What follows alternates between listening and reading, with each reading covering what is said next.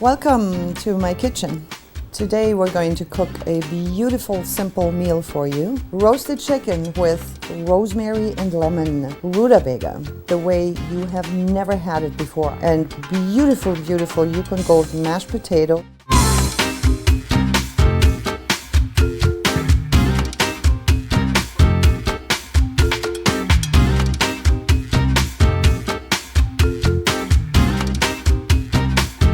Welcome to my house. Come on into my kitchen where we're gonna make some goodies the way I usually do when I have friends over. Fortunate to have one of my dear friends here today, Marion, who will be my taster, my critic, I hope, and my dinner guest.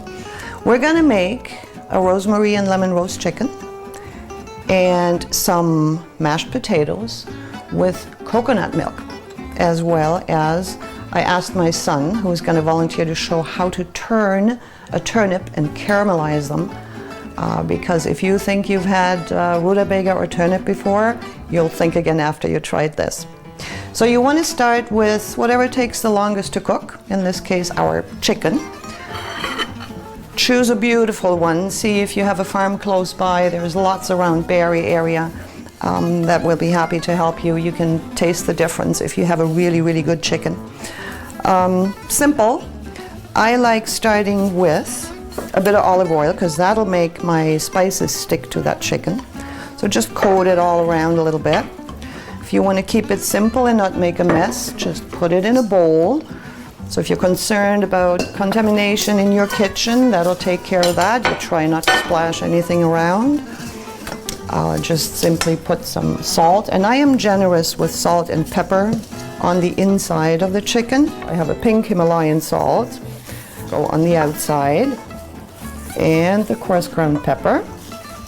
You just want to coat it nicely, evenly all around, under the wings, under the leg. Don't forget an area because you will taste the difference when it's evenly spiced. And then we're going to go really, really high on the paprika. It helps make it look real happy when it comes out of the oven. You can always add a little bit of oil to make that more like a marinade. Inside, again, very simple. You want to just grab a couple of branches of rosemary, bring that inside of your chicken. And what I like too is to cut up a lemon and put a half of one inside of that chicken cavity. And there it is. That was fast, wasn't it? Ready to go on your roasting pan.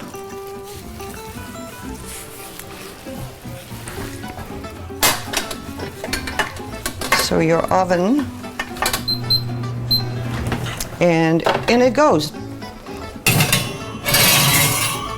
Now in the meantime, I think when you have somebody be so kind to sit with you, you want to make sure you feed them just a little bit, so enjoy that. That never seems to be a problem in this house. Very good. Ben, tell us about that rutabaga. Alrighty, so today we're going to turn some rutabagas. Turning a rutabaga is not just spinning and turning a vegetable.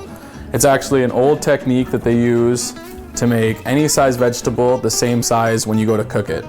So for a rutabaga, they're one of the harder vegetables. You just start by cutting it and then peeling it. So you want to cut off the top and bottom, simply, and then you want to grab a peeler and peeling it. And that's pretty hard work, isn't it? Yep, and it's time consuming. Vegetables are not easy, it is. But we're partially ahead. We cheated just a little bit and peeled some and cut some. You'll be left with a quarter of a rutabaga, cut into about this size. Any size vegetable works, any size vegetable you can turn. So we'll quarter it to get a good size, and then you take a fancy turning knife, which most people won't have in their household, but you can also use just a paring knife. And the idea is that you get all of the vegetable to the same size and shape. And this is the shape that you're really looking for. And then you can go anywhere from very small to very large. So these ones are a little larger because rutabagas were large. Always keep them in water when you're not using them so they don't brown. And what you want to do is you want to take away all these sharp points. So just by running the knife through it and making your rounded cuts, you just work your way around the wedge. This is an old French technique that they still use in old French classical cooking. While you're doing all these difficult things, because I didn't go to culinary school, so I keep things easy, and I tried, but I cannot get this nice and even as Ben does. I just do chunks, same size. This look is gorgeous, and you can really impress your guests, but you don't have to do that. This is perfectly fine too. You have to be good as Ben to do the turning better. Turning's a lot of practice. And then once you have your turned vegetables, we're gonna caramelize them. So you grab a pot or a saucepan and you just lay out the turned vegetables in it.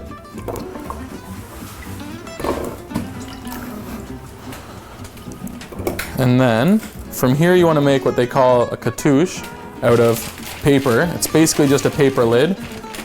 Take your parchment paper, fold it in half again. You take the end where the two folds are, then you fold it into the triangle. Work your way in. You then line it up to the middle of the pot, roughly there. You can always make a second cut. Cut a little hole in the middle. That's going to let the steam evaporate while we cook it. If we did it properly and unwrap it, it should fit in quite nicely. Perfect. And then the rest is garbage. And then to caramelize them, you first have to cook them in a water to make them soft, otherwise they'll be hard. So you add just enough water just before they're fully covered. You want to add enough water so that they'll cook through slowly. And then you want to add salt. You want to add sugar. Quite a bit of sugar, because that's what's going to caramelize it at the end, is the mix of sugar and butter that we're going to add. The more butter you add, the more butter flavor you'll have at the end. I think the trick here is that the water evaporates during the cooking all the way down until there's nothing left, and once that's all gone, your vegetable is ready to eat. It's soft, it's cooked, and at the very end your salt, your sugar, and your butter that's left in the pan will caramelize just as a little finishing touch, and that really gives it that, wow, this is rutabaga, because really you will taste it. It's amazing. It's worth the extra little bit of trouble. Not necessarily the turning, that's just for good looks, and that's beautiful. But if you do that with dices, with sticks, any shapes you like, you're comfortable cutting with, it'll be just as nice. And the flavor is to die for. So we'll get that cooking. Yep, you want to put it on medium-low heat just to get it to a simmer. And in the meantime, while that starts cooking, I think we just need to get some potatoes peeled, because we're going to do mashed potatoes. Now you have a lot of time. The chicken is in the oven at about 400 degrees on convection setting for an hour and 10 to an hour and 20 minutes, depending on the size of your chicken. You want to make sure it's cooked all the way through. No pink in chicken, that's not good. We all know that by now. We chose today to make mashed potatoes. I have a good memory of mashed potatoes. It's one of my favorite meals. We all have our comfort foods. Mashed potatoes at my house when I was a kid were made by my grandma. And for many, many, many years after I finally grew up a bit and I was involved in cooking and working in kitchens here and there, I have never had mashed potatoes exactly the way my grandma used to make them, and I've always missed that. And when I cooked with her, she really couldn't tell me what it is she does special. You mash some potatoes, it has to be a good potato, a bit of salt in the water, a bit of butter, a bit of hot milk, and that was it for her, a bit of maybe nutmeg. I could not get that same mashed potato. And then when my grandma passed away, I ended up owning her. It's really, I have it somewhere, sorry, almost an antique now, her potato ricer. And believe it or not, this old piece makes those mashed potatoes like my grandma did. Just exactly, so that was it. That was really the trick. I don't know why. It looks just like a normal ricer, a little older. But now I can make her mashed potatoes, and it's beautiful. So again, we have lots of time while the chicken is in the oven. You want to wash your potatoes and just put them aside for now. I'm going to cut them up, put them in a pot, and about 20 minutes, 25 before your chicken is all finished, we'll put the potatoes on the stovetop. Marion, I don't see you eating yet. Oh, You have to try. Oh, I I'm have just waiting for the chicken. something. Oh, I have something that you might want to taste. I found an ingredient. It happens. We cook a lot. We all know about food. We experiment. We try. But once in a while, you come across something that's just mind-blowing. That's just, wow, I have not ever tried that before or tasted. I found something. I'm going to make you taste that. They're little white and black balsamic pearls. You have a spoon. I do. You need to have a little taste thank you. of that. I'll give you a couple more spoons if you like. Which one should I be trying? I'd start first? with the white one. It's just phenomenal. We eat it on anywhere you would put a balsamic vinegar glaze. I'm just going to taste You can it try first. it like this because it's not acidy, just a little. Very sweet. And just when that little pearl pops, Oh, you put it on a tomato with a bit of olive oil, salt, pepper.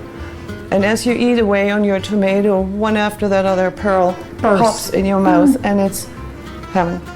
How'd you like that? that's delicious. Isn't it? So I'm now, because I'm crazy about them, I'm trying to incorporate them in all kinds of dishes when we do side dishes or even mains. So I'm tempted to try a couple of those even on my roast chicken today, just for fun. May or may not work out. The potatoes for mashed, again, as always, when you cook a vegetable or potatoes, anything, you want to make sure your size is even so it cooks at the same time. It helps when you have about even-sized potatoes to start with. Somebody a while ago told me about a different way of finishing them. I tried it, and since then I believe I haven't had mashed potatoes made with milk in my house anymore.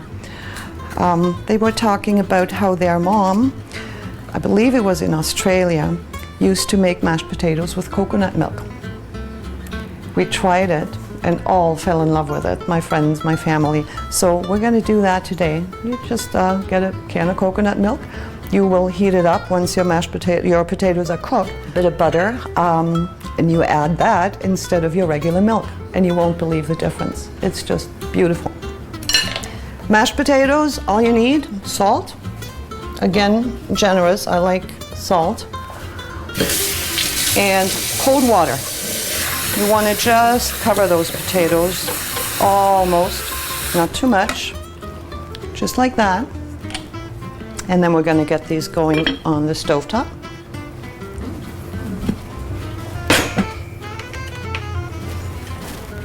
And there you go. Okay, so the vegetables are cooking, the potatoes are happy cooking. In the meantime, while we have to wait for that, I'll show you what I like doing with these pearls as well, because I know you like the pearls when you try them. So you want to cut up some tomatoes. If you get a nice variety of tomatoes, it'll make your plate look much happier. So we have a green zebra tomato, a little yellow tomato, and a red tomato. And really all you want to do is put a little bit of seasoning on that, like you would for a tomato salad, a little bit of salt. Actually, you can do something really nice and try, if I could find it. Oh, this is sad. There is a black salt, I got it. Sorry. Because I didn't oversalt that quite yet. It's a lava salt. I have to admit I don't taste a huge difference, and that may just be me, but it looks so beautiful on the tomatoes that I've started using that on raw vegetables. Salt, a little bit of pepper,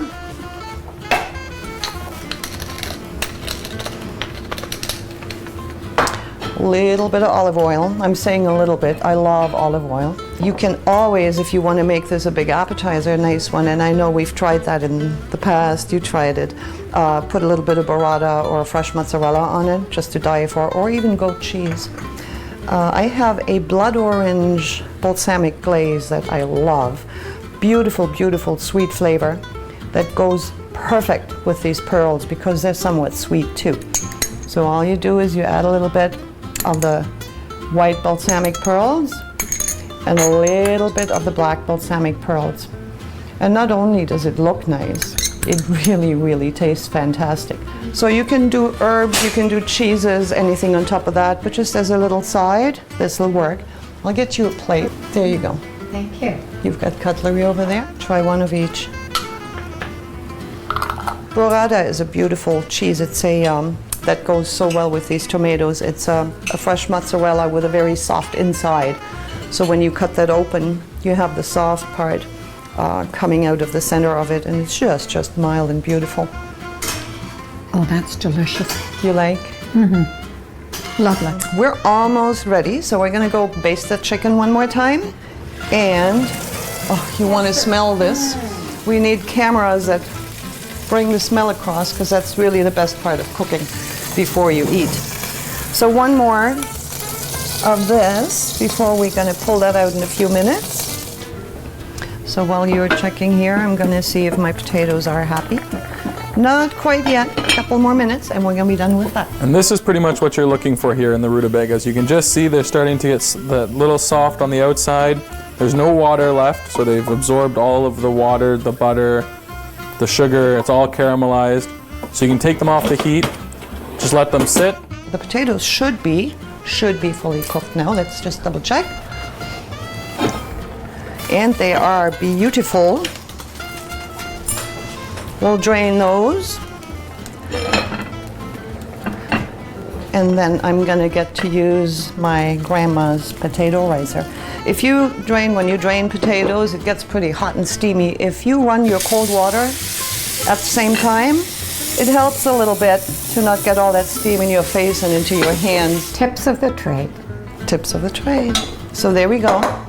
Put a little bit of butter in your bowl. That'll make the potatoes taste beautiful. And you want to mash those. The butter will melt as the potatoes drop on it because they're boiling hot. In the meantime, my coconut milk is heating. We're going to add that next. How old do you think that masher is? I wonder. I was fed mashed potatoes in the 60s, believe it or not, by my grandma, so I know it's been around at least since then. Probably 50s, 60s. So it is old. And the way these potatoes come out of here is just to die for. Maybe it's smaller holds, a finer mash, I can't really say. Looking at it side by side, the ricers we have here, the newer ones, the holes look the same to me. We don't use this material much anymore. It's a heavy aluminum. We've gotten away from that a little bit. But you could also use an electric mixer.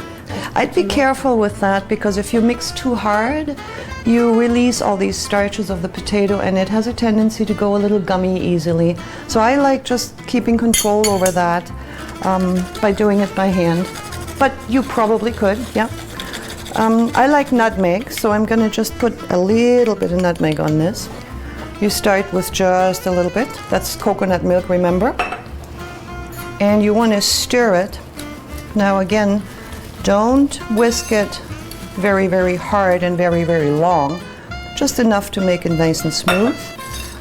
Otherwise, you will have something a little too gummy. So there we go. That's your mashed potatoes. That was simple, wasn't it? Now the chicken is ready to come out.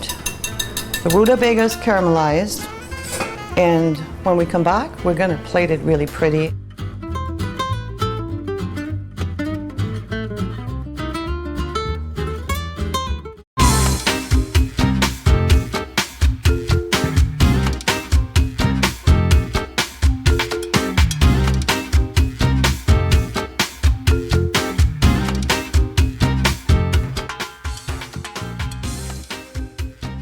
Welcome back to my kitchen. We are ready to eat. So let's get the chicken out of the oven. We know it's already, we smelled it, we looked at it, it's beautiful, nicely roasted. So, since Ben and I do things a little differently once in a while, I want to show you both ways. I'm very much into the easy, not a lot of work, fast, rustic ways of doing things, and Ben has learned to do things a little more fancy, a little more cute looking, so we'll let him do some of that. We lost a little wing in here. I think we can live without that. So we'll have the chicken first. You're gonna see, you remember we put, oh, and I'm making myself a mess. We've put some lemon and rosemary inside of it. And you can actually smell it now just beautifully. Smells great. It does, doesn't it?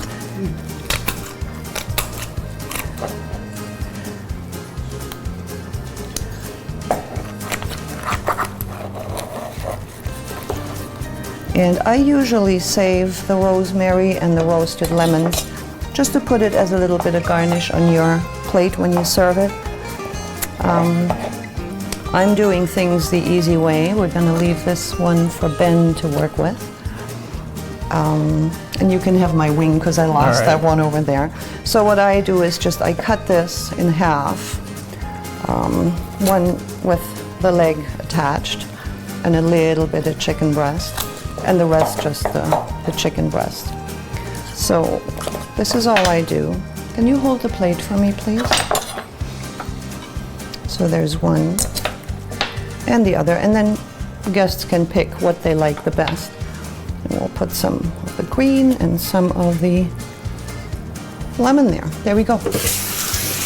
And Ben likes taking his chicken apart a little more. So we're gonna break down the chicken into a few more pieces. So we'll start with the leg here. If you look between the breast and the leg, there's a little gap. Just grab a boning knife, and you can almost just pull it apart. Doesn't need a whole lot of cutting, it doesn't need a whole lot of force. You just find your way down to the bottom, as simple as that. You have your piece out. We'll move it over here, and then we're gonna cut the breast off of the bones here, because some people don't like to eat their meat right off the bone. So how we're gonna do that is right at the top, you'll be able to follow the meat down and just follow the edge of the bone line.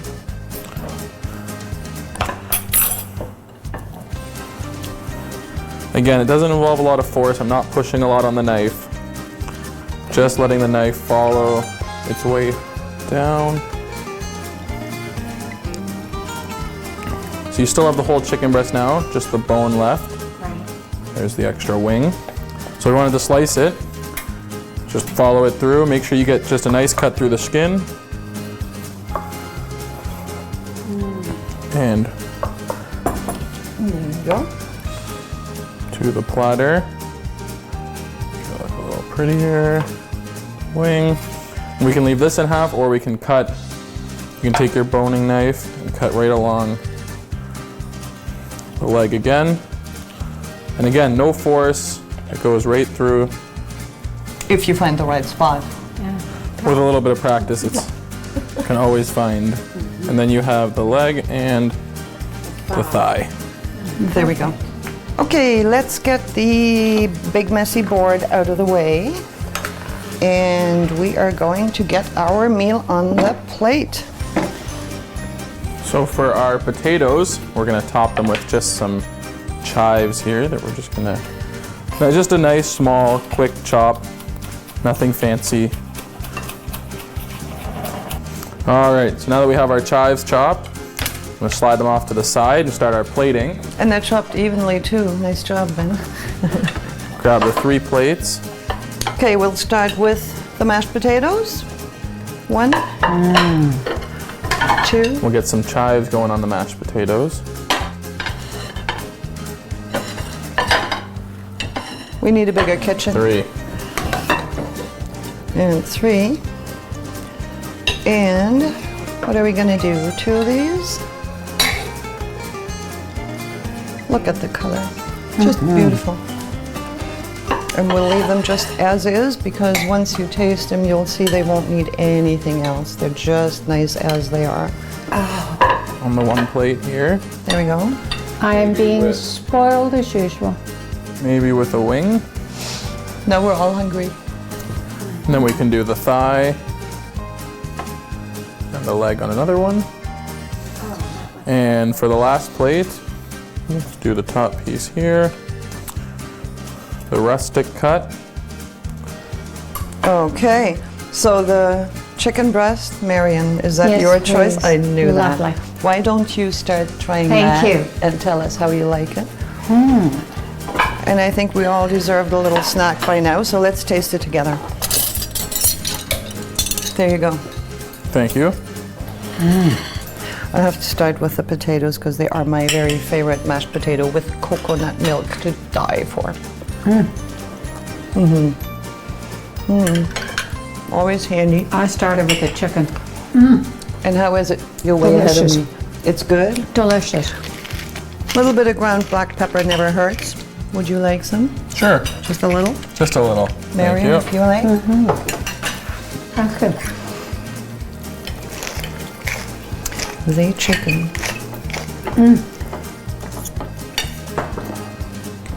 You've done it again, Esther. So simple. The rosemary, the lemon inside of that chicken flavors the whole bird. It's juicy, it's delicious, and it's very easy to make. You have an hour and a bit to prepare your other things on the side while this is happily roasting away in the oven. Really simple. Your family will love it.